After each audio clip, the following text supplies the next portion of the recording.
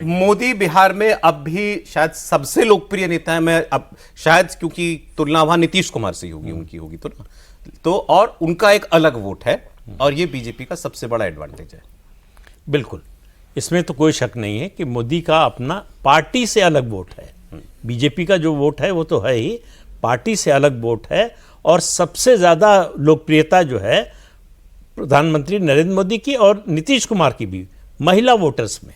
ठीक है, वो वहाँ जिस तरह का उनके प्रति जो अनुराग है, जिस तरह का उनके प्रति कमिटमेंट है, जो विश्वास है, असली बात कहनी चाहिए कि यही लोग बदल सकते हैं और यही लोग बदल रहे हैं, यही कर रहे हैं।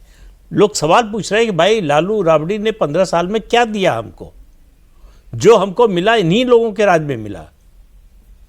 तो ये जो जब आप डिलीवर करते हैं ना, डिलीवरी का इम्पैक्ट जो है वो बहुत ज्यादा होता है। एक वीडियो आया, राबड़ी देवी राघोपुर में तेजस्वी यादव की कॉन्स्टिट्यूंसी में प्रचार करने गए, एक बूढ़ा बाबा आए, बोले कि राघोपुर से सौतेला व्यवहार करते हैं आप लोग, मतलब वैसे अनमैनेजेबल है भाई।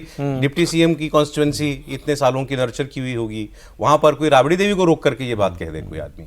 दूसरा जो आप कह रहे थे, ये 10,000 रुपये वाली स्कीम की बार बार हर आदमी बात कर रहा है।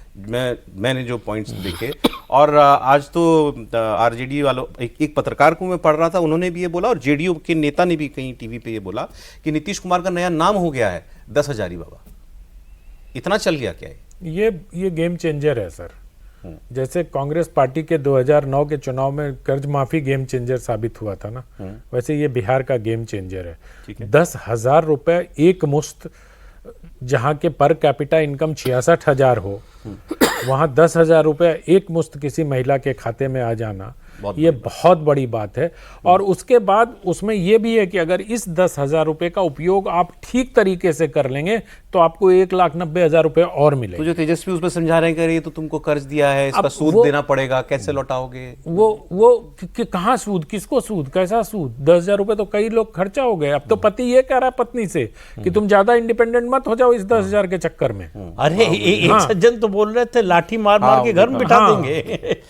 तेजस्वी यादव की बात अगर करें, तेजस्वी यादव के लिए कुछ लोगों ने आंकलन ये लिखा था कि तेजस्वी से कोई शिकायत भी सच नहीं है, लेकिन तेजस्वी नीतीश का ऑप्शन नहीं है। एक पॉइंट नंबर 1। दूसरा, उनके पास वो सोशल कोलिशन नहीं है जो उनको जीत दिला देता, मतलब कोई कुछ ऐड वोट में कर पाने वाला कोई फैक्टर उनके पास जो है वो नहीं है। और सबसे बड़ी बात, वो आज भी लालू जी की राज का खामियाजा भुगत रहे हैं। नहीं, उससे अलग होने की उन्होंने कोशिश भी नहीं की। 2020 में थोड़ी कोशिश की थी, A to Z जब ना, हाँ A to Z बोला था, नौकरी की बात की थी, तो अलग नजर आ रहे थे तेजस्वी, वो रिजल्ट में दिखाई दिया। उसके बाद से जो डिरेल हुए तेजस्वी यादव, अभी उठ नहीं पाए हैं। उसका सबसे बड़ा प्रमाण 2024 का लोकसभा चुनाव है, जब एनडीए की हालत खराब थी, बीजेपी की हालत खराब थी, उसमें भी 40 में सिर्फ 4 सीटें आरजेडी जीत पाई। बट कुछ लोगों का कहना है कि इसका मतलब ये नहीं कि ही इज अनपॉपुलर, वो खुद अनपॉपुलर हो, ऐसा नहीं है। नहीं, इसमें पॉपुलर अनपॉपुलर से ज्यादा विश्वास की बात होती है। विश्वास नहीं है कि ये कुछ कर सकते हैं, कोई विजन नहीं है। वो बात इसमें महत्वपूर्ण बताई जो आकलन में आपने बताया कि उनके पास कोई एक एड ऑन सोशल इक्वेशन नहीं है। इसीलिए आप देखिए मुकेश साहनी के तमाम उसको झेलते हुए उन्होंने उनको साथ लिया। डिप्टी सीएम मतलब छोड़ के जा रहे थे, डिप्टी सीएम घोषित किया, जबकि 61 सीट पर जो लड़ रहा है उसका कोई नाम लेवा नहीं है अभी कि उसका कोई डिप्टी सीएम बनेगा कि नहीं बनेगा। एक आईआईपी गुप्ता जी को लाए अपने साथ कि जो बनिया और बरई एक जात होता है वहां जो पान के धंधे में रहते हैं, उनको लाया जाए। तारी को फ्री करने का 1% पासी वोटर है, उसको अपने पाले में लाने का। तो ये जो छोटे छोटे समूह है, 2% वोटर, 1% वोटर, यही प्रॉब्लम बता रहा है, 2.5% वोट, ये इनको, चूंकि वो इस प्रॉब्लम को समझ रहे हैं कि MY के अलावा उनके पास कुछ नहीं है, ओ सॉरी YM के अलावा उनके पास कुछ नहीं है, अब YM हो गया है वो, तो वो 4-5% अगर आ जाता है तो उस जुगत में है वो। अच्छा, एक अलग उन्होंने बहुत की सौरभ। MLC में भी जैसे 5 भूमिहारों को दिया था उन्होंने, 3 जीते भी। इस बार भी विधानसभा में 6 भूमिहार तो उस मोकामा, बेगूसराय, मुंगेर उस इलाके में आरजेडी के अच्छे कैंडिडेट हैं। ऐसा नहीं, कोशिश नहीं की। जो पान ताटी समुदाय वाले हैं सहरसा में, वो बीजेपी की नाक में दम किए हुए हैं। अच्छा, तो मतलब ऐसा नहीं है कि उन्होंने बढ़ाने की कोशिश नहीं की। जो तीसरा फैक्टर आपने बताया ना कि लालू वाले राज के उस शैडो से नहीं निकल पाए। ठीक है। अच्छा, प्रशांत किशोर के लिए पहले तो आम राय मैंने पढ़ी लोगों की कि प्रशांत किशोर टीवी और सोशल मीडिया पर ज्यादा जमीन पर बहुत कम फैक्टर आजकल है। पड़ बहुत रहा है। जमीन पर उतना असर अब चुनाव के पास प्रशांत किशोर का बिल्कुल नहीं दिखाई दे रहा है।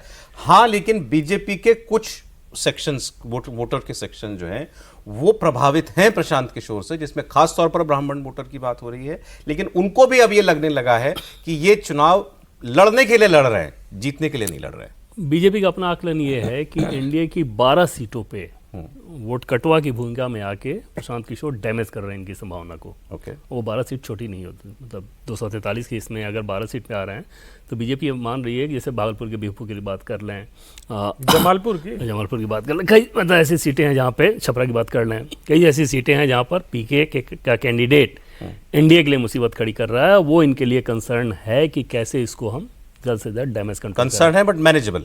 हाँ, 12 सीट है तो वो क्या है तो ना हो कि जाएगा। बाय डिफॉल्ट भी ऐसा हो जा रहा है। अगर जमालपुर को केस लें आप, मुंगेर से एकदम सटा हुआ है, तो वहां पर जेडीयू से ब्रह्मानंद मंडल पूर्व सांसद थे, उनके सुपुत्र लड़ रहे हैं।